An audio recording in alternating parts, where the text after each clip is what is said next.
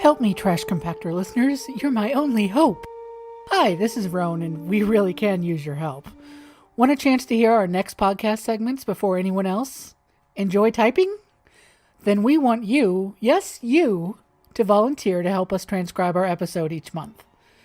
The Trash Compactor podcast comes to you thanks to our great guests, but also all the writing, recording, editing, and transcribing that goes on behind the scenes, not to mention our monthly artwork from MC. Right now, all of that work gets divided between me and MC.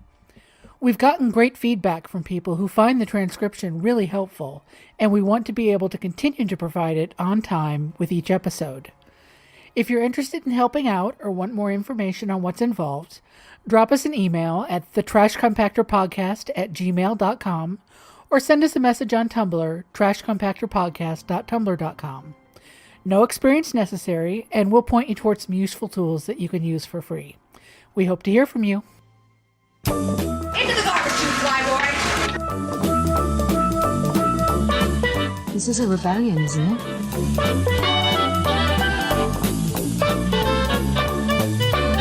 I call it aggressive negotiations. The garbage will do!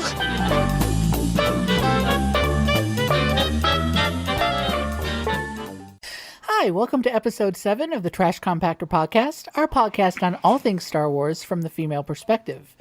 This episode, we're celebrating Life Day. Hooray! We'll be talking about the Star Wars Holiday Special. Yes, we all watched it, and we're going to tell you all about it. But first, we have a few other things to talk about. This is Roane, and I'm here with MC. And some news broke this weekend. Some things leaked about Carrie Fisher's upcoming memoir, The Princess Diarist. And so MC and I wanted to talk about this because we both have opinions about this. Apparently what came out is that Carrie Fisher confirmed the long speculated affair between her and Harrison Ford while they were on the set of A New Hope. No, I think actually the thing that surprises the people the most is that it took place during A New Hope. Everybody thought they had an affair during The Empire Strikes Back. Oh, it doesn't surprise me at all. Okay.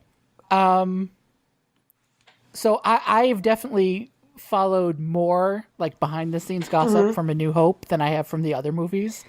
And based on the gossip that I had heard, I was pretty sure that somebody was getting it on with somebody. It's just a question of who. And I'm not convinced that there was not a triangle going on because everybody who was on that set said that Mark had a crush on Carrie.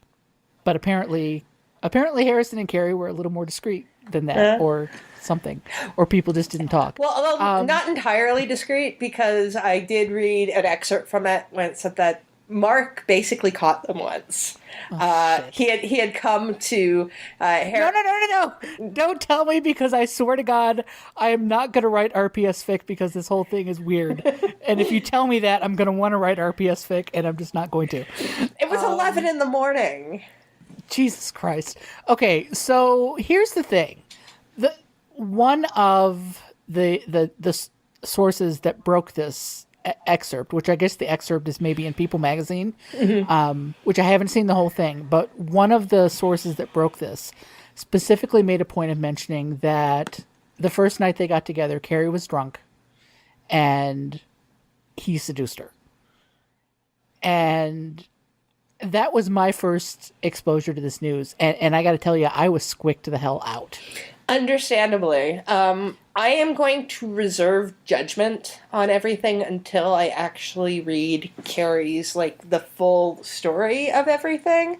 Because, of course, the papers, and I say papers when it's all internet articles, the people who are reporting on this kind of stuff don't actually care about the details. They just care, hey, Princess Leia and Han Solo had sex together.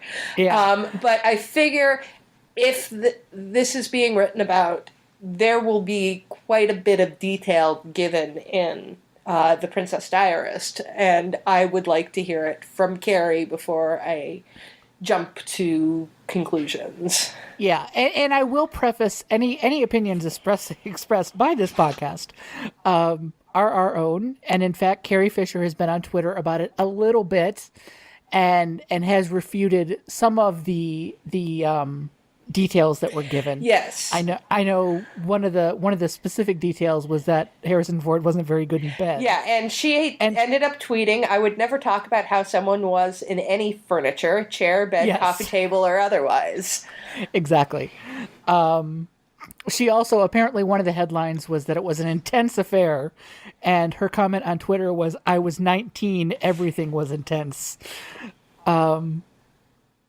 Which brings me to the thing that kind of has me squicked the hardest, is that Carrie was 19 years old, and from the sounds of things, she was not terribly experienced, and Harrison was 34. Harrison was 34, married with kids. With kids. And it does sound like Carrie was a typical 19-year-old in that she thought that Harrison was going to leave his wife and marry her. Yeah. Some of the writing, some of the people talking about the excerpt made it sound like she was absolutely in love with him and absolutely was convinced that this was forever, and he let her believe that. Yeah. Which is really disturbing. Yeah, I mean, if that's how it how it shakes out, then I will be really side-eyeing Harrison. But I do want to read. Well, I mean, of course, I want to read it anyways because I just love Carrie Fisher's writing. Right. Wishful Drinking is fantastic. I haven't actually read Shockaholic yet, but I need to because I read the description of it, and apparently it has like tons of Star Wars stuff. Like it really focuses on the Star Wars era. Excellent. And I mean, in all fairness, we should also point out that we have a noted bias toward Carrie Fisher on this podcast. So, I mean, we're as bad as the news in that we're just speculating as well. But honestly, I was a little surprised. This is where we get into Roane's Unpopular Opinion Corner, at the number of fans who were super excited and happy to hear about this news. Because that's a little creepy, for one thing, because this was 40 years ago. Yeah. But also, I don't know that it's an affair that necessarily needs celebrating. Yeah. Nobody comes out of that looking really good. Yeah, you were totally right. I mean, I can understand somewhat why people would get happy about it, because for a lot of people, Princess Leia and Han Solo were their first OTP. And, this is something that has, the idea of co-stars being together just goes through all fandoms. I mean, just look at the J2 fans. Oh, yeah, and let me not be ashamed to point out that I'm a total fucking hypocrite, because if it had come out that she slept with Mark Hamill, I'd be throwing a goddamn party. But the difference is, Mark wasn't married. Mark wasn't married, and they were closer in age. Yeah. But, So, I'm totally a big hypocrite. But I just... Yeah. And people were, like, tweeting Mark asking what his opinion on the subject was, which thankfully he ignored. I don't blame him. I mean, that's fucking weird. Like, don't... Yeah, your two friends who you worked with, they slept together. What do you think of that? I don't know. I hope they had fun. Yeah, I mean, one of the other comments was that she was stoned most of the shoot on Harrison's weed, which also kind of has me side-eyeing the whole situation. Yeah, I don't know. It's just, I have a very hard time, especially with Carrie being 19 and also being undiagnosed and untreated bipolar at the time. She was a pretty vulnerable person right then. Yeah. And I don't think any way you look at it, you could put them in a position where Harrison was not the person with more power. Yeah. And yeah, it just kind of, I think I would have been happier if I had never had this confirmed, frankly. Yeah, I can totally understand that. Some things are better left to the imagination. But it doesn't surprise me that Carrie would eventually write about this. This is what Carrie does. She is not... She is not an actress anymore. She's a writer, and she writes memoirs. And she's always been incredibly honest about what's gone on in her life. And in total fairness, it does sound like she is approaching this from the standpoint of, oh, I was a crazy kid, and boy, was that fun. Yeah. Yeah. but it's hard. I mean, I can acknowledge that she views it that way now and still acknowledge that it was pretty fucked up at the time. Well, that's how Carrie views a lot of the stuff in her life. This is true. One of my favorite quotes, and this is actually a quote that I've applied to my own life, and this came from her first book, Wishful Drinking. And it's like, if my life weren't funny, it would just be true. And that's, and she always has a really good viewpoint on things like her marriage to Paul Simon, her relationship with Dan Aykroyd. So she had a guy die in her bed. Like she wasn't she wasn't sleeping with him. This was just a friend of hers. I don't know why they were sleeping in the same bed, but he died in her bed, and she's able to make light of that situation because it's a coping mechanism for her. So yeah, it's one of those laugh or cry things. Exactly. So yeah, I think we can keep side-eyeing Harrison, no matter what Carrie's point of view on it is. I mean, and if you are a Harrison Ford fan, and I know some of you listen, I'm sorry, it's not. He's still Han Solo. We still love him, but damn it, he's human, and damn it, sometimes you shouldn't hear shit about your heroes. Yeah. Okay, so this is the episode where we have a lot of silly stuff coming up for you in the main segment, and we also have opinions. We're going to have a Trash Compactor React segment coming up later with me and April talking about some of the recent casting news for the Han Solo movie, which some of it is great and some of it is questionable. And like I said, we're going to talk about this holiday special. We've got a couple recs and the usual stuff, the news, the spotlight, that sort of thing. So let's get on with the news.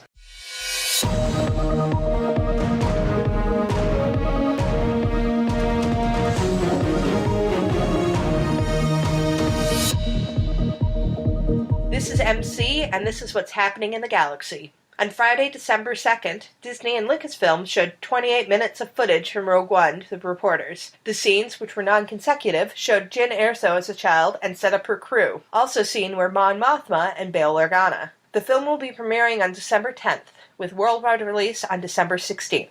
To celebrate the release of Rogue One, Epcot's spaceship Earth will be transformed into the Death Star using projection technology on December 5th. The after-hours event, which quickly filled capacity, will be followed by other Star Wars-related events at Disney's Hollywood studios. The transformation will be live-streamed at 10:25 Eastern Time. With his silence in The Force Awakens, what Luke Skywalker will say in Episode 8 is discussed at great lengths. 4 separate sources have confirmed what will be his first line of dialogue. Due to our spoiler policy, we won't reveal it here, but the line is revealed in the link in our show notes. On Rebel Force Radio Podcast, EW writer Anthony Breznican revealed Lucasfilm is not done with Obi-Wan Kenobi in the saga films, leading to speculation he may appear as a Force ghost in Episode 8 or 9. There is also continued speculation that the 2020 standalone movie may focus on Kenobi during the years between Revenge of the Sith and A New Hope. Rebels continues airing its 3rd season on Disney XD.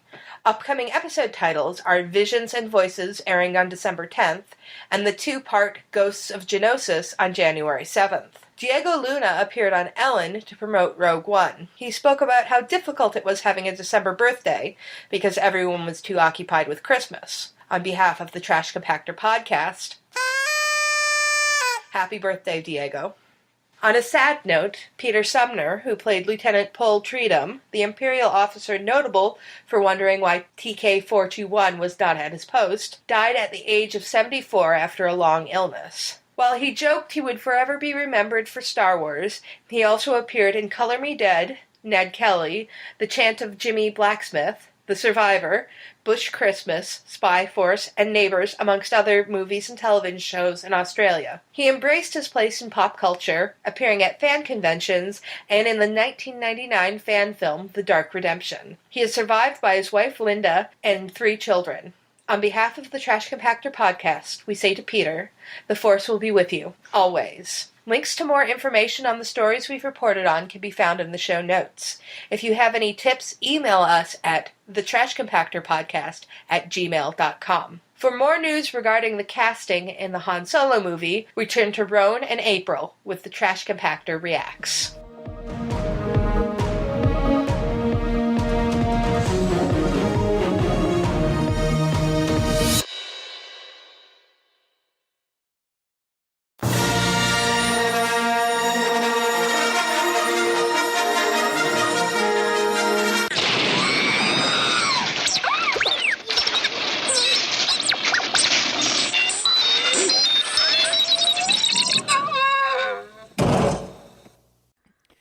Welcome to another edition of the Trash Compactor Reacts, where we react to some recent Star Wars news.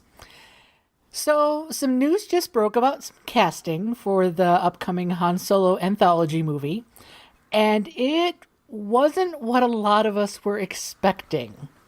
So, I'm Roane, and I'm here with... April. So, Emilia Clarke. Yeah. So, for those of you who haven't followed the news on this movie, it was put about quite a while ago that they were considering several black actresses for the lead role in the Han Solo movie, which made a lot of us very happy, particularly since Sana Starros is such a huge character in the comics and clearly has a past with Han that we were hoping maybe she would show up in the movie. And then this casting news.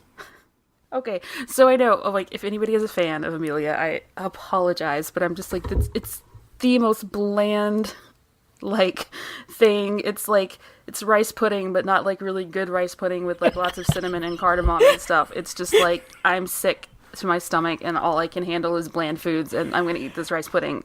Like, well, see, I mean, I have nothing against Emilia Clarke. I really don't. I have trouble sometimes distinguishing, like, if I see a photo, I'm not sure if it's Emilia or Alicia Vikander a lot of the time. And I'm really good with faces, but sometimes I'm just like, which one is that? But the thing is, what the fuck? Yes. I mean, yeah. So, the sound that you might have heard, it's like just all the women of color fans and all the white fans who cared sort of sighing collectively and then taking a shot, basically. That big gust of wind that went across the state of Michigan today, where I'm at, was us sighing. Yeah, I mean, at first when I heard the news, because I'm naive and eternally optimistic, when I first heard the news, I thought maybe this is in addition to, like, Zoe Kravitz or Tessa Thompson or whoever the people they were considering. And, you know, like, maybe Emilia's, like, the villain. Yeah. Or maybe she's like, you know, some other character. But all the articles that we've been reading so far, and we'll post some links in the show notes, like to Variety and some other places, are specifically saying the lead. Yeah. And I've even seen one that specifically said, oh, and these, you know, actresses of color were also tried out, but they went with Emilia Clarke. Like, right. Oh boy, there's a shock. Right. And, you know, I was prepared to have conversations about, you know, light-skinned actresses being the only ones considered, and exactly. Since Sana is portrayed as having dark skin and blah, blah, blah, I was all prepared for those conversations. And now I'm like, well, a light-skinned black woman can't even get a role in Star Wars. Like, seriously. I mean, because I've followed some people having that conversation of, okay, this is it's still kind of problematic because Sana is dark skinned. Yeah, she would, like, to me, she'd be like Aja Naomi King would be perfect, you know. Oh God. Start playing, you know, We Could Have Had It All here in the background. I just, God damn it, Star Wars, be better. Somebody posted a picture on Twitter, and again, link, of all the actresses who have had, like, major speaking roles in Star Wars, and every goddamn one of them is a white brunette. Yeah, and like I said, I said something like, you know, it looks like an episode of Orphan Black, and somebody else said, you know, I think that the Orphan Black clones actually look more distinguished from each other. And they actually do. Well, yeah, because they were trying to make them look different. Yeah. God. So it's just the fact that this time they really had us. They had us hoping. We're like, finally, maybe. And then this. And then I almost think, because she was never even mentioned at all, I almost think she was already cast and the other stuff was just bullshit, honestly. Yeah, it was just like, you know, news to make you feel good and to make them look good. Like, we considered them. Yeah. Because you can't tell me, like, and again, nothing against Amelia, but Tessa Thompson is amazing. Yeah, she I'm like, totally if we're is. doing this I whole was just, I've been watching apartment- Westworld. Yeah, I've been with watching other Westworld lately, and she's just fantastic in it. Yeah. If we're doing that whole apparent Gethsemane, the best actress thing, then like no, like not necessarily. I don't know. I'm just not impressed with Amelia, and people are gonna probably send me hate mail. I don't care. You know, it's just I'm not the arbiter of like who's a good actress and who isn't, unless I'm casting something. But like, you know, that's just how I feel about it myself. But yeah, it's just, and the fact that, like, even a blonde at this point, like, isn't that sad?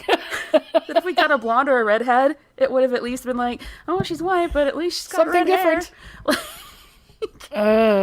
And now, So I and I'm guess just like, so our now biggest it's like a hope now- question: do we have another entrant in the Ray's Mom sweepstakes? Oh God, of course we will, because she's going to be a contemporary of Landa. Well, I guess then she would be really way too old.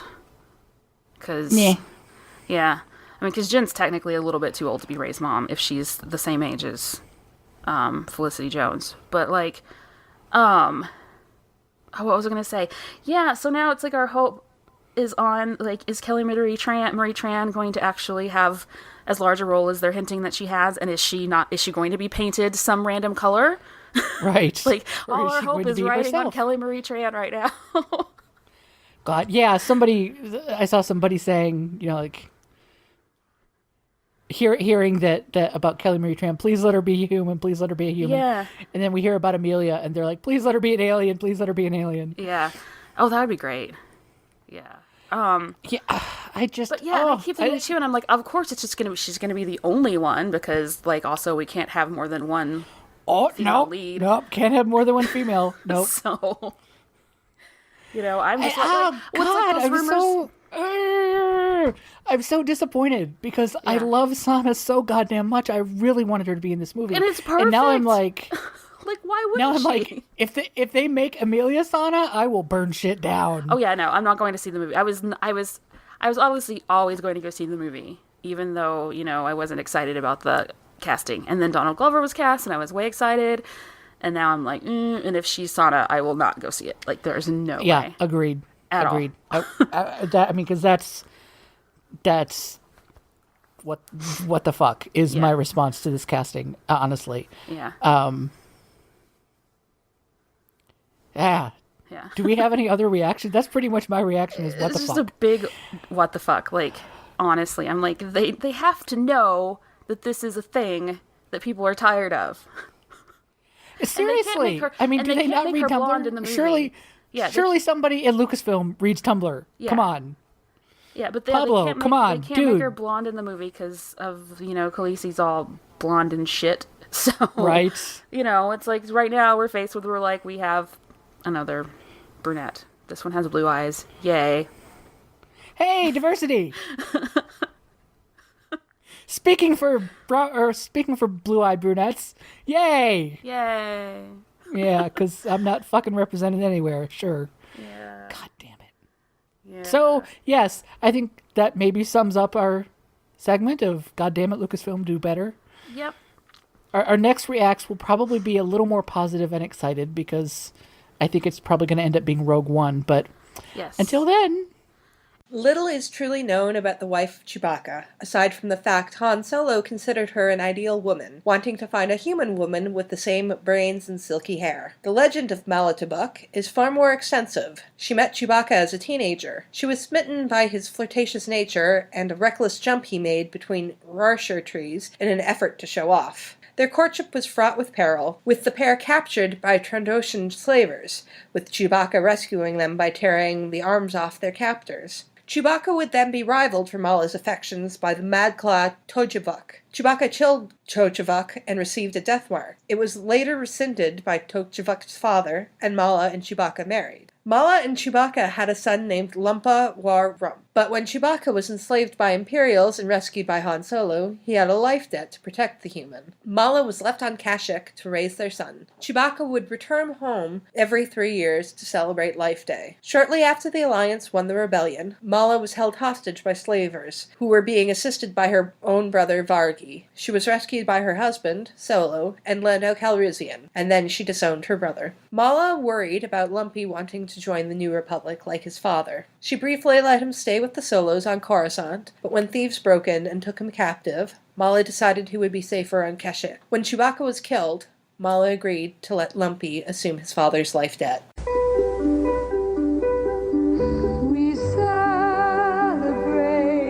a day of peace, a day of harmony, a day of joy. Hi, welcome to our main segment this episode. I'm Roane, and I'm here with... MC? I'm Rob. April. Happy Life Day! Happy Life Day. So, according to Wikipedia, Life Day is a Wookiee holiday celebrated every 3 years. It's a celebration of the planet's diverse ecosystem and the many forms of life it encompasses. It's also a time to remember family members who've died and young ones who continue to bring new life to the family. In our universe, Life Day is the holiday behind the Star Wars Holiday Special.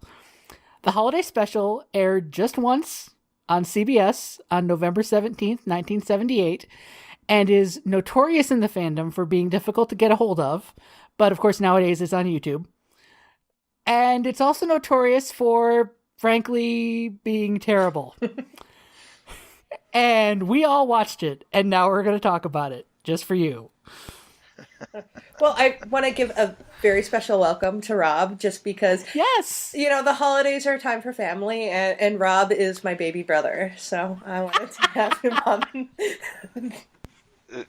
Thank you. It's nice to be here. And I think Rob has the honor of being the first male participant we have had on this podcast. He is, yeah.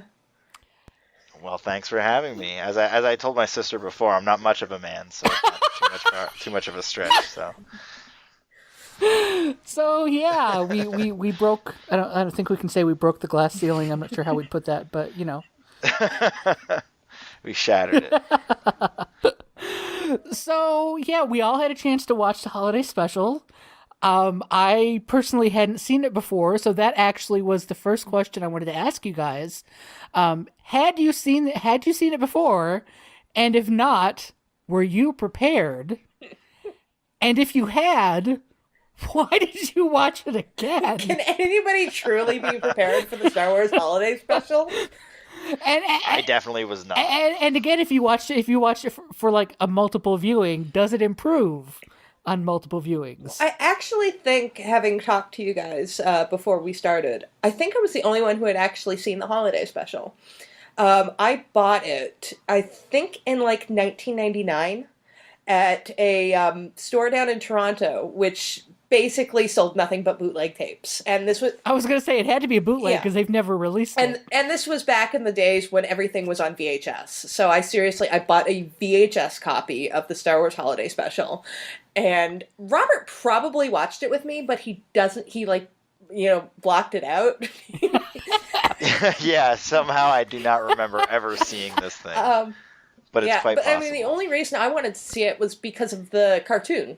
Because the cartoon is notable in that it is the first appearance of Boba Fett in Star Wars. Boba Fett. It's notable for other reasons too, but we'll get to that. But I know for the longest time, that was the reason why everybody said, you have to watch the Star Wars Holiday Special, because this is the first appearance of Boba Fett. And, of course, we're talking about the late 90s when Boba Fett was still cool. Boba Fett's always cool. Watch the prequels again, my friend.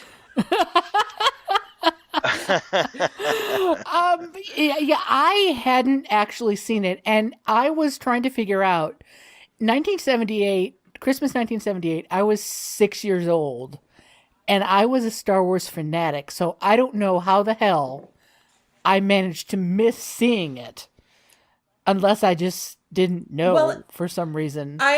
Well, I mean, parents kind of controlled what we watched on television back in the day. That's pretty true. Much. It was there. But I mean, if I had known about it, I can't imagine that I wouldn't have bugged the shit out of my parents. Well, I'm just thinking that this one-time airing is... Well, people do talk about Life Day being Star Wars Christmas. It is not Star Wars Christmas. It is Star Wars Thanksgiving because it first Right. aired at Thanksgiving. So it's very possible you were just too busy with things like turkey to watch the Star Wars holiday special. Yeah, I did like, because I watched the one that was from the television station, RIP or whatever, and that it preempted Wonder Woman and the Incredible Hulk.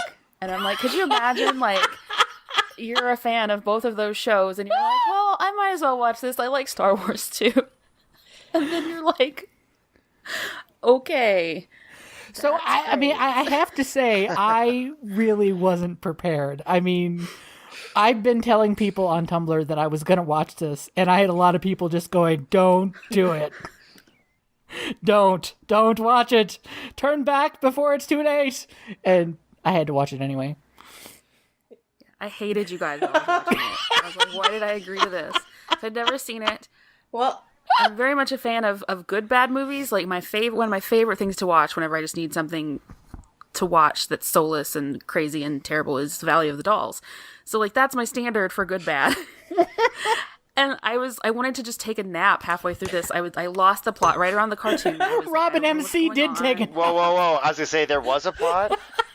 And yeah, I was just like, I just want to take a nap. I just wanted to go to sleep so badly. And so I just took a break so that we could record the React segment and then got back to it because I just couldn't.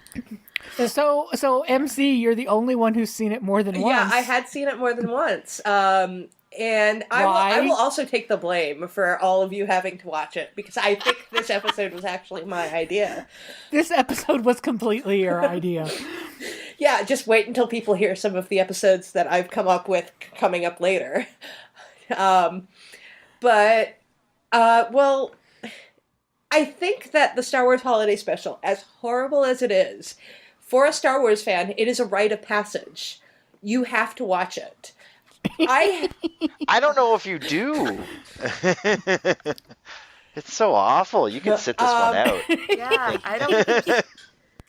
Yeah. Okay, so Hazing, almost. Like, not so much a rite of passage as hazing. Yes. Okay. So that does take us to our next question. At what point during the special did you start to wish for the sweet release of death?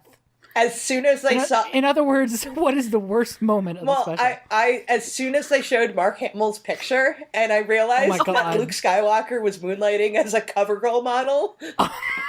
Yes, he was wearing so much eye makeup. My notes on this say, everyone is as orange as Donald Trump. Who the fuck did the makeup for this? Yes. Oh, it was awful. My note says Mark Hamill looks like a girl playing Peter Pan, and all I could think of was Mary. Here's Mary Martin playing Mark Hamill playing Luke Skywalker in the holiday special because they couldn't get Luke Skywalker. Okay. Or they couldn't get Mark Hamill. Something I read, and it's not confirmed, but the rumor is in the original script, he had a song, and Mark Hamill was like, no. Excellent. Well, Drawing the line somewhere. Yeah. well, And if you've seen the German TV stuff he does not draw the line easily. yeah, I was so it going to must have say been that he bad. actually has done... I mean, like, look at his Simpsons, where he was performing Guys and Dolls, but, like, putting the Yeah, Star I mean, Wars no. Mark Hamill and cracky television roles are not... Yeah. they're not unheard of together. So this must have been bad if he was like, no, I'm not Yeah. singing the song. I wrote down that smoky eye rivals Kylo Ren's smoky eye. It runs in the family. It's a Skywalker family tradition. Yeah, right. But in terms of, like, the moment where it's just like, oh my god, this is the absolute worst, I think I'd have to go with B. Arthur's song. Oh, wait, no, Okay, no, we're wait. going to I'm throw wrong. down in a minute. Wookiee porn. Wookiee porn, yeah. The Wookiee Oh, porn. the Diane Carroll, though? Are you talking about the Diane Carroll part? Yes. Yeah. Oh, but that was... okay. I was just thinking about that. I was like, I would totally cosplay that just to see who recognized it. Yeah, I want that's to awesome. go to that But- convention with you. See, I knew, I think I was okay with the Wookiee porn for values of okay that mean I didn't want to die. Yeah. Because I knew it was coming. Ha ha. But also, I mean, I was prepared for that. What I wasn't prepared for was Harvey fucking Korman in blackface trying to be Space Julia Child. Was he in blackface? Yes. He was, was like- yes. He Yeah, really that was. was- I mean, I think he was supposed to be an It was like alien, but it space basically looked blackface? like, yeah. It was sort of gray. Maybe it was my television and but that was crazy. And it went on. It mine was like a bad SNL skit that just would not end. It was like classic Right, sketch comedy. It really was, like, but not the good kind. But I think my moment came pretty soon.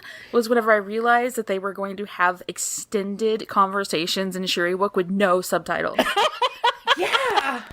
That was the I was worst just thing. like- That was the because, worst thing. You know, with Chewbacca, you don't need subtitles because he says brief things. The way that people respond to him let you know what he said. It's not like that entire first scene. I'm like, what is happening? Why are they being mean to this child? That's all I got, was everybody's being mean to this poor child. I thought we had a bad copy. I was like, where are the subtitles? We haven't enabled the right codecs. We're missing something here. Okay. I have the unpopular opinion here. I actually put in my notes that I was relatively impressed with that segment, only because I got what the scene was. I got what was going on. I mean, basically, it was a family scene where mom's trying to get the holiday dinner ready. They're worried about Chewie showing up, and the kid doesn't want to do his chores, and so mom's like trying to make him do his chores, and he doesn't want to. Yeah, but they're basically performing mime, except Exactly. is that supposed to be a plus? Well, it was the 70s. So miming was in. Hello, Moominchance. Yeah. I mean, I speak as a child of the 70s. I'm the oldest of this group, I know. And, like, it was exactly... I mean, I think one of the reasons it took so long for people to realize how bad it was because it was exactly like every other variety show holiday special that was on in that time period. Yeah. The only thing that took it into the what the fuck category was... That it was Star Wars? That it was Star Wars, yeah. Yeah, my mother said, because I was talking about it today on Facebook, my mother said she remembers watching it, and she said she didn't remember it being as bad as it is now that she's rewatched it since. Yeah, it has not aged well. Yeah. Oh, and a moment I kind of thought that Harrison Ford might have wanted to die a little was, come on, Mala, let's see a little smile. Yes, Han flirting with Chewbacca's wife, never a good look. And apparently it happened in the EU, too. Oh, no, so- not the EU, fucking canon. Yeah, no, in the new version of the Star Wars novelization, Han mentions that he would hook up with a woman as long as she was as smart and had as silky hair as Mala. And so I'm like, whoa, Chewie, Wow. I think Han is hitting on your wife. Maybe some of those Chewie Han fics are onto something. Jeez. Wow. So, kind of looking more at a bigger picture thing, what was the single worst element? Like, was it the costumes? Was it the makeup? Was it the quote-unquote special effects? The writing? I mean, the special effects were mostly like a scene for scene, just ripped from the movie. They did recycle a lot of Oh my god, they recycled a Darth Vader bit and just like put new dialogue over it. Yes. Yeah. That was the ugliest animation I've ever seen in my life. That was... It actually really reminded me... Have you guys Han's seen the face? movie Heavy Metal? Yes. It was like Heavy the way Metal. They moved kind of was like Heavy that, Metal yeah. came out at the same time. Yeah. That makes total sense. Which is really weird, Yeah. because if you think of the movie Heavy Metal, you don't want to associate that with fucking Star Wars. I think I gotta say the worst element was the makeup, because nobody looked good. Nobody looked good. No. Yeah, they made Nobody looked good. They somehow Even like, made Carrie's eyes look small, and that's like, how do you do that? Because they used all the eyeliner on Mark. But she was wearing it. I think she's because she's wearing it all the way around her eyes. Yeah. Or something. Like I was like, yeah, it was. Oh god, the fucking Wookiee costumes other than Chewbacca. They were awful. They were awful. Chewie's dad, I don't know what happened to him. It was a terrible accident. They don't talk about it. Wookiees do not age well. And Itchy. as I kept on saying, as I was watching the special, I was like, wow, Chewie likes him big. Mala's built like a linebacker. And I did look it up later because I wanted to find out who had played Mala, and I figured it was probably a guy. It was an actor named Mickey Morton who was in an episode of Star Trek as like the gamesters as Trick Stallion, and it was like an alien that like Kirk fought. And was in an episode of The Monkees where he was playing like this huge ass, like almost like a Frankenstein type guy. That was him? I'm sorry, I'm a huge Monkees fan, and I know the episode you're talking about. Well, it's not actually that episode. There's another one with a Frankenstein-like guy. Because I'm a big Monkees fan, and so I know which one you're talking about. But he was also on like a Justice League episode where he played Solomon Grundy. So this is just like this big guy. And, so they found the biggest freaking guy they could find. And see, the thing is with Peter Mayhew is he's a big guy, but he's always been like super skinny. So he actually looks really like putting all of those fur pelts on him looks very natural. But then to play Mala, they got this guy who's built like a linebacker and then added all of these fur pelts. So it's just like, oh my god. I mean, I guess it kind of works because like in some like gorilla species, like the females are bigger than the males. But it just stuck out to me, especially because, you know, putting on, like, the dainty little apron and shit. Oh, my God. I didn't even realize how small Lumpy was until that scene where the Stormtrooper and him are both in the bedroom. And I was like, wait, Lumpy is tiny. How old is he? That's a very good question. Because, I mean, like, Wookiees live, like, I think Chewie is supposed to be, like, 400? Yeah. Yeah. But then he didn't seem that small whenever Han picked him up and said, here's your daddy.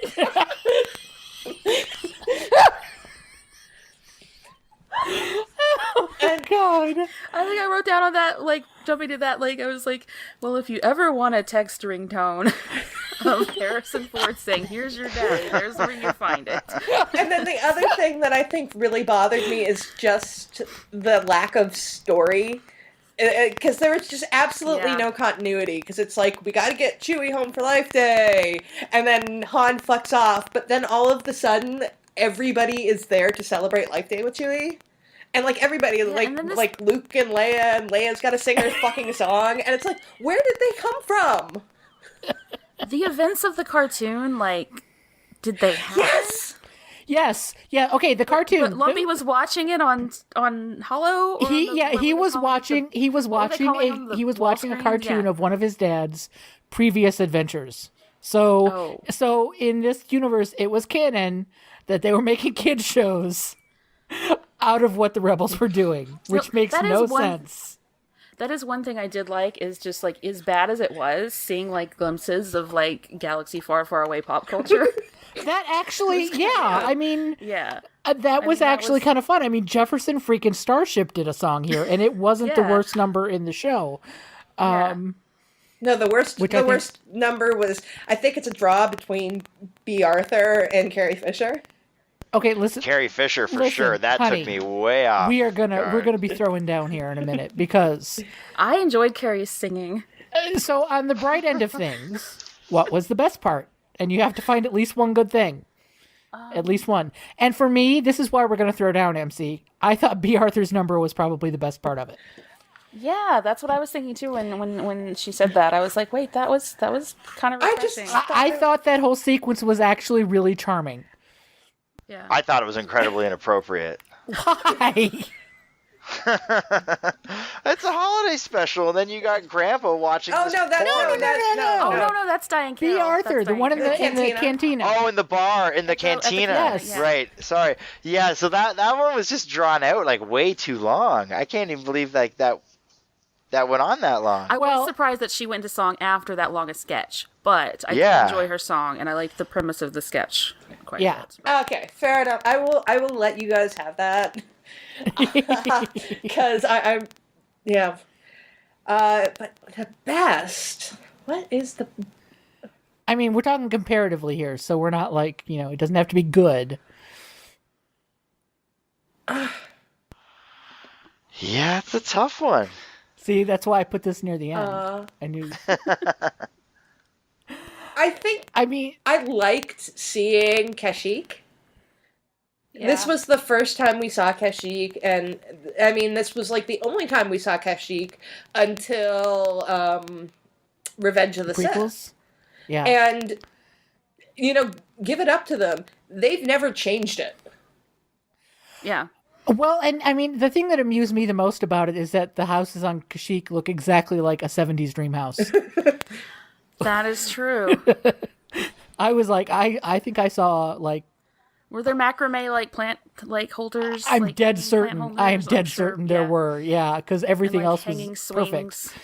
Hanging wicker swings. It was exactly what you would see in a magazine. It was kind of funny. Yeah. Yeah, it's interesting to think, because this isn't canon anymore, because obviously during this time, Kashyyyk was actually not liberated. Yeah. Well, I mean, we did have stormtroopers running around causing problems. Though actually, in writing up the spotlight on Mala, it's amazing just how many times Mala and Chewbacca have had to either avoid or escape from slavers. Like, wow. It's shocking. Like, because, I mean, I always thought it was just like, oh, well, Chewie was taken by slavers and then saved by Han. And it's like, no, Chewie was taken in by slaves like 5 or 6 times. Wow. It's tough being a Wookiee, man. All right, Rob, you're on the spot. Do you have a good spot? I don't know if I have a good spot. For me, it was nice to see some old Star Wars that I've never seen before. So I was kind of very excited for it. That counts as a good spot. No, it was a good spot as a whole, but also as a whole, it was just so terrible. It was so long. Imagine that But I think commercials. it was so long. Like everything, it was just again, drawn out and just. I can't believe it was an hour and a half. Well, they had to fill 2 hours with commercials because your holiday special has to be 2 hours long. Yeah, commercials you can't skip past because it's 1978. Fight the winter frizzies. Sorry, that's something that nobody else but me will get because... I am happy to say that the version on YouTube that I watched, which we will link to in the show notes, so that you too, dear listener, can subject yourself to this, has the commercials cut out. Yeah. It was an hour and a half. Yeah, the version that I bought, back, 20 years ago or whatever, had little snippets of commercials in it, like not all of the commercials, but it's like somebody had paused somebody had unpaused paused a recording, and there was and I'm going to link to it because somebody has actually posted all of the commercials on YouTube. Oh, see, that's awesome. I would watch that. Commercials, because I love old commercials. Yeah, but there was one for for the local affiliate, and it was trying to teach you how to fight the winter frizzies. Oh my god. And that's important information even now. Yeah, this has actually become such a cultural touchstone. They mentioned it on South Park. That's hilarious. An in-joke for everyone who saw the original tapes. Yeah. Which I guess actually is the only way you used to be able to see it. Like, people would circulate VHS Yeah, I tapes. mean, and it was copies of the same era. Yeah, I think this is actually why seeing the holiday special back when I first saw it was such a big deal, because you had to fight to get a copy of it. You had to find somebody who owned it, or you had to find a store that was sketchy enough to sell it. And now it's actually... You couldn't just go on the internet. Last year, they found a channel, one of the channels that the affiliates that had aired it, they found a copy of it. And it is... Yeah, that's the one, the WIHO one. Yeah.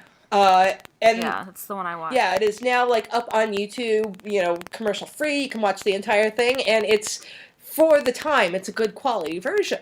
That's probably the version I saw. Yeah. It also starts off with a commercial for the whole Kenner line of toys for Star Wars. It's the only commercial that's in it. But hey, that's an important one. It really is funny, George Lucas pretty much wanted this to vanish off the face of the earth. And in so doing, he made sure that everybody kind of wants to see it. Yeah, well, I'm actually, Disney will make a buck off whatever they can. I'm actually fairly certain that in the deal to sell Star Wars to Disney, Lucas put it in as a caveat that this holiday special never gets released. Well, I know that of the cast members, Carrie Fisher has a copy. And she says that when she wants a party to end and for her guests to go home, she puts on the holiday special. That's hilarious. That sounds like Carrie. yeah. So I guess, we've kind of talked about this, but really, is this required viewing for Star Wars fans? If only for the historical significance.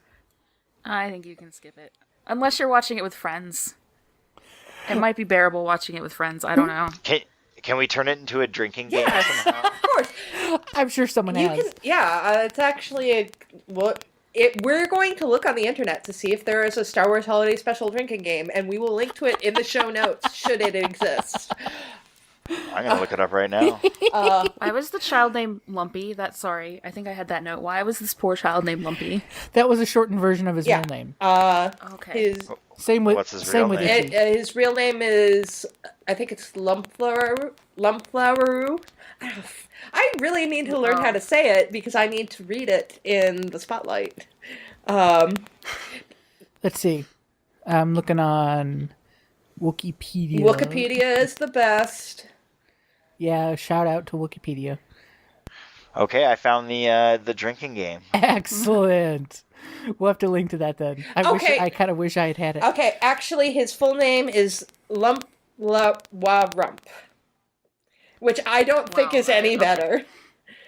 No, it's really not. So what's Itchy's real name? Itchy's real name, because really that's a worse name than Lumpy. I'm sorry. Yeah. It's Atichuk. Right. Oh, yeah, okay. And he was. Oh my god. He was a Wookiee chieftain. So it turns out that one of the writers of this was Bruce Vilanch. Really? Yeah. That does not surprise me in the least. So this is a guy who's like fairly well known. You can tell because April's losing her shit. Okay. I mean, he's like a fairly well known TV writer, and yeah, wow. Just goes to show. I was just thinking. I was going to say, you got to start somewhere. Yeah, I was just thinking this was fun. We should do this for the Ewok adventure. Oh my god. Well, I actually watched on television when I was 5. Our original plan, we were originally actually going to try to do this MST3K style. Oh god. And just decided it was A, too difficult to do, and B, just like too long, yeah. Hour and a half, yeah. No one's going to listen to that. An hour and a half of why does this exist? I mean, I would say, I'm kind of a completist. I'm the person who, when I decide I'm going to rewatch the movies, I do sit through the prequels and, and do the whole machete order. And even if I just want to watch Return of the Jedi, I still have a very hard time, like, just watching Return of the Jedi. I got to do the whole thing. So with that in mind, I would say, yes, you should absolutely watch it. But are you going to watch it again? Possibly. I come down on the side of yes. I think that Star Wars fans should watch this. They should at least start to watch it, and if they tap out, then that's perfectly fine. But don't discount. I mean, you can watch it for free on YouTube. Yeah. So, I mean, it's not that hard to track down. Get people together, do the drinking game, and watch it. If you are a Boba Fett fan, at least watch the cartoon.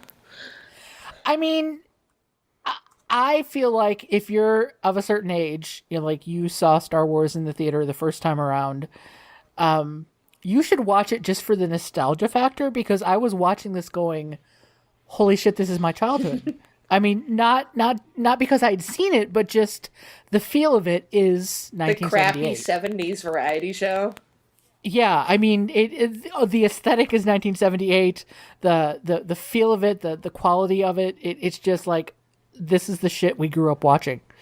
So, if you wonder what's wrong with my generation, now you know. It's because of the Star Wars holiday It's special. because of 70s variety shows, yes. I think it's a must-watch. I definitely think people should watch it. Are you going to watch it again? Am I going to watch it again? Hell no, I've already seen it. But I definitely think it's a must for Star Wars fans to watch. They got to understand where the story came from, and this is part of it.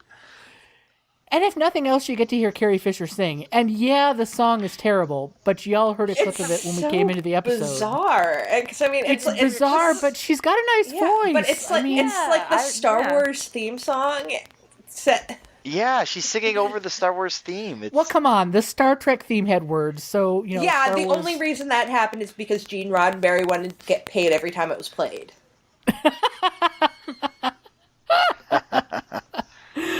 Oh, all the secrets. Gosh. Yeah, no, I mean, like, there's just so many things that, like, bother me about the special. It's like, I don't understand the whole thing with, the traitor, is it Art Carney? That whole... But yeah. when they're actually showing in his shop, and Mala is just watching, and I'm like, what is she watching? Is she watching, like, you know, like, footage into his shop? Does he have, an open comm line where you can just see in and watch him do business? Like, what the fuck? I think it might actually... I think it might be that, because at one point he stops and goes, "Hang on, I have a customer on the video screen." Yeah, it was... So she was waiting in line politely. Okay. Well, I mean, it was just weird. Yeah, I love that miniature aquarium or whatever looked like one of those little cheap water games that you would have in, like, the 80s. Like, well, I mean, if we want to start picking apart the special effects, I mean, come on. Yeah. According to Wikipedia, the budget was $1 million. What? Yeah, God, that's like probably close to $4 million. How much did they spend on cocaine for the writers? The writers, hell. The cast. See, I was going to be nice and not mention the cast. Look, Carrie is open about it. It's, you know, whatever. But yeah. So, anybody have any other thoughts about the special? I mean, we watched it, we survived. Just... Yeah, I mean, I was so surprised. I'm just glad that they didn't create a sitcom from it. Meet the Wookiees! That could have been better. They could have saved it maybe then if they actually had a sitcom. That could actually be good. It could have gone one of two ways. Half an I'm hour. surprised they were able to. They had so much Harrison Ford throughout the. Yeah, that's. Yeah, but you know what? Harrison Ford was not. This was pre-indie. Pre-indie. Yeah. Yeah. Oh, okay. Yeah. But yeah, I think that's why he got paid so much for The Force Awakens. It was reparation. Carrie had to fucking sing. So there's no excuse for paying Harrison that much for reparations, because Carrie had to fucking sing. I think Mark really had the best end of the deal, because he just had his one little scene. Well, no, he had two scenes, because he also shows up and looks, Chewie at shows the up at the end. Well, I was gonna say he had his one little scene and then he showed up at the end. Yeah. And I feel really bad for poor Kenny Baker, because in the you get no shout out in the opening credits, and it's just like starring Mark Hamill and Harrison Ford and Carrie Fisher, Anthony and Daniels, R2-D2. and R2-D2 as himself, and it's like, oh my god, yeah, that was shitty. That was really shitty. That's shitty. Boo. Yeah, and well, I think that is special. Like, as much as people like to malign it, it does have its place in Star Wars canon, because they did include it in the EU. That's true, they did. They have carried things over into the new canon, because Mala still exists in the new canon of the Disney canon. So, I mean, they're not throwing it all out. I mean, it might not exist the same way that, I don't think that B. Arthur is singing at Mos Eisley Cantina. That's a shame. Why not? Because Chalmun's Cantina is owned by a fucking Wookiee. Really? Oh, yeah. See, I learn stuff from this podcast all the time. Yeah. I'm learning so much. Usually from me, who just has way too much information on the inner workings of the Star Wars Legends That's why universe. we love you. But I mean, I am actually interested to spend like an hour on Wikipedia to find out if any of the characters from the Star Wars Holiday Special, if they did anything else with them in just any of the other canons, just like as a fun little reference, or if maybe... You know what? We're going to link... bring Diane Carroll's character back. I don't even care if she doesn't have a name. Well, she does have a name, I'm almost positive. I don't even know. She might be like bank material for Kylo or something. Like, I don't know. Murmia. Her name is Murmia. You are writing that Excellent. fic, April. You are writing that fic. I am going to make you do it. I'll write it down. Okay, just keep reminding me. Maybe that'll be my Christmas gift, like, fic to all the Kylo Ren fans. Oh, if this podcast ends up being known for anything, it's going to be known for all the fic that it inspired, and the fact that we always talk about who has sex and what ships. Basically, the last word on the holiday special has to be Life Day isn't Christmas, it's Thanksgiving. And you can give thanks to never having to watch this ever again. Yay. Well, I would like to thank you guys. Thank you to Rob especially for sitting in the first time. We might have to drag you back in if we need another guy's opinion here somewhere. For sure. Come back next month where we're going to be talking about Rogue One. And until then, happy Life Day. A day that leads us into life. A day that makes us want to celebrate the life. I crashed my car into the bridge. I don't care. I love it. I don't care. There's no shortage of videos of people making fun of the Star Wars Holiday Special. Most of these are reviews wondering why this thing exists. One of the truly unique takes on the special was created by Funny or Die last December, shortly before the release of The Force Awakens, the hypothetical Star Wars Holiday Special. Using elements from the Holiday Special, this short pokes fun at the secrecy surrounding The Force Awakens. It features Kylo Ren flying BB-8 home for Droid Day, and Jason Alexander taking over for B. Arthur. It is a fantastic follow-up to the real Holiday Special, and reminds us of what we were all feeling before The Force Awakens came out. I'm a 90s bitch. I love it.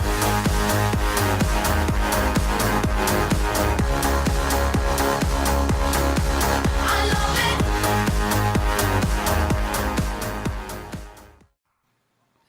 So that wraps up this month's episode of the Trash Compactor podcast.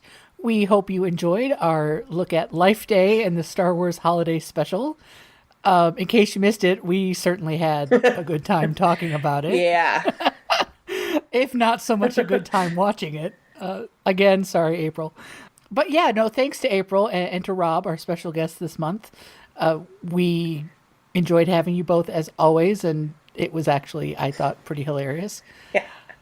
So, at the opening sequence, we talked about the Princess Diarist and, the whole revelation about Carrie and Harrison, right? And since we've recorded that segment, the book has come out. And some quotes have come out of the book that have made me start to lose my mind.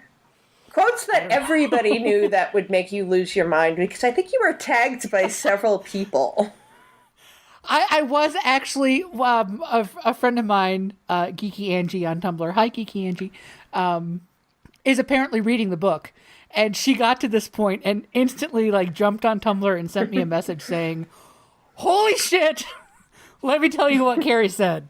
Because apparently, from what I hear, actually, the book is very sad because she's heartbroken, about this relationship that she's developed with Harrison Ford. But apparently, at one point in her diary, I can't believe this is real, she wrote, I'm sorry it's not Mark. It could have been. It should have been. It might have meant something. I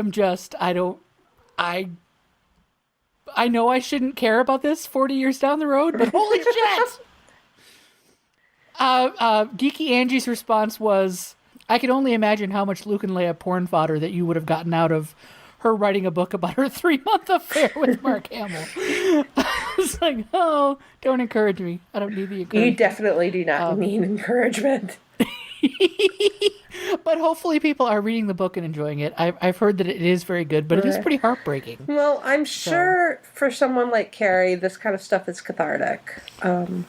She definitely writes a lot about her pain, and I think that's a way for her to just get it all out. So, there's a lot of writers who are like that, and I really admire somebody who's able to do that. Yeah, especially stuff that you wrote 40 years ago. You know, it's like, Yeah. wow. I know I've written stuff even 20 years ago that no one is ever going to see.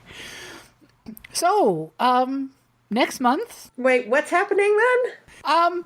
something. It seems like there's something kind of big and Star Warsy happening in a couple of weeks. Oh, right, Rogue One. Oh yeah, I forgot about that. Yeah, how could I forget?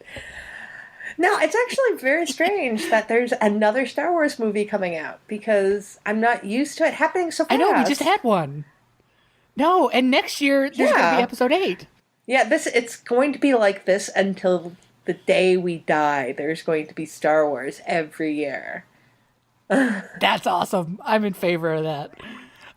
So yeah, Rogue One, and because this is such a big deal, we're going to have 2 different episodes based on Rogue One. The first one is going to be our Trash Compactor Reacts short episode that is pretty much just going to be me and April and MC yelling. Just right after we see the movie, like we'll barely be in the door when it's like, oh my god! Can you believe this happened? Ah! And then the January then episode will be us a little Yeah. more coherent, getting deeper into the characters and the plot of things. And I'm actually reading the prequel book, I Catalyst, will right now. be starting that very shortly.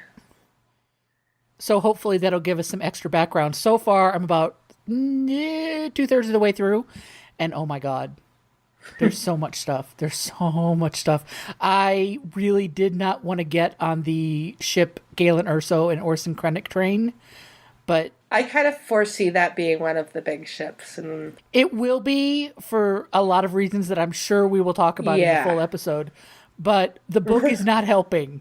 The book is like total one-sided pining happening here. It's kind of like, wow.